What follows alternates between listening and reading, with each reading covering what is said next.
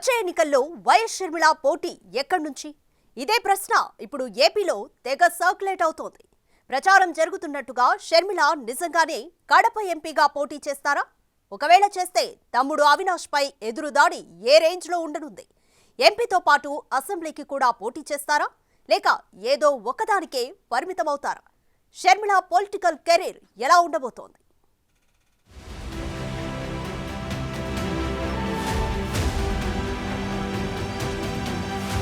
Kadapa parliament ఒకప్పటి కాంగ్రెస్ కంచుకోట. YS కుటుంబం రాజకీయ అరంగేట్రం నుంచి నేటి వరకు వైఎస్ కుటుంబం నుంచే కడప పార్లమెంటుకు ప్రాతినిధ్యం వహిస్తున్నారు.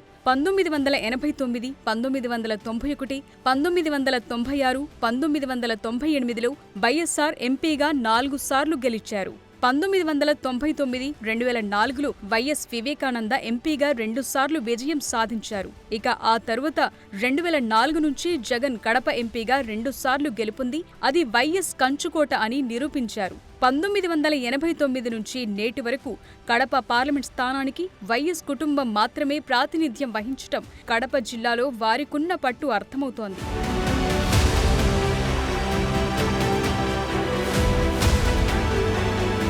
వచ్చే ఎన్నికల్లో మాత్రం కడప పార్లమెంట్ సీటు కోసం రాజకీయం రసవత్తరంగా మారింది.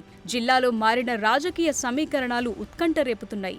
అన్నతో విభేదించిన షర్మిల జగన్ అవినాష్ లక్ష్యంగా చేస్తున్న మాటల యుద్ధం ఏపీతో పాటు సొంత జిల్లా కడపలోనూ కాకరేపుతోంది. కడప ఎంపీగా కాంగ్రెస్ పార్టీ నుండి షర్మిల పోటీ చేస్తారనే ప్రచారం రాజకీయ ప్రకంపనలు సృష్టిస్తోంది. మరోవైపు టీడీపీ నుంచి వైఎస్ వివేక సతీమణి సౌభాగ్యమ్మ పోటీ చేస్తున్నారంటూ జరుగుతున్న ప్రచారంతో కడప రాజకీయం పీక్స్ చేరింది. ఇది వైఎస్ కుటుంబంతో పాటు ఆయన అభిమానుల్లో కూడా కొంత భయాన్ని కలిగిస్తోందట.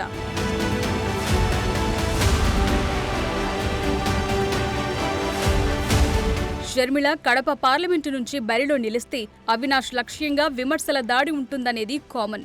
అది అవినాష్ రెడ్డితో పాటు పార్టీకి ఎంతో కొంత డ్యామేజ్ చేస్తుందనేది రాజకీయ విశ్లేషకుల మాట. 2 వైఎస్ కుటుంబాల మధ్య జరిగే ఫైట్లో టీడీపీ లబ్ధి పొందే అవకాశాలు లేకపోలేదు. టీడీపీ కూడా కడప పార్లమెంటుపై ఆశలు పెట్టుకుందట. షర్మిల తన సొంత కుటుంబంపై చేసే విమర్శలు తమకు అనుకూలంగా మార్చుకునే అవకాశముంది. షర్మిల లక్ష్యం కూడా తాను గెలవకపోయినా తన తమ్ముడు అవినాష్ రెడ్డి ఓటమి కోరుకుంటున్నారట. షర్మిల కడప పార్లమెంటుపై పోటీ చేస్తే కడప రాజకీయాల్లో పెను మార్పులు మాత్రం తప్పవు.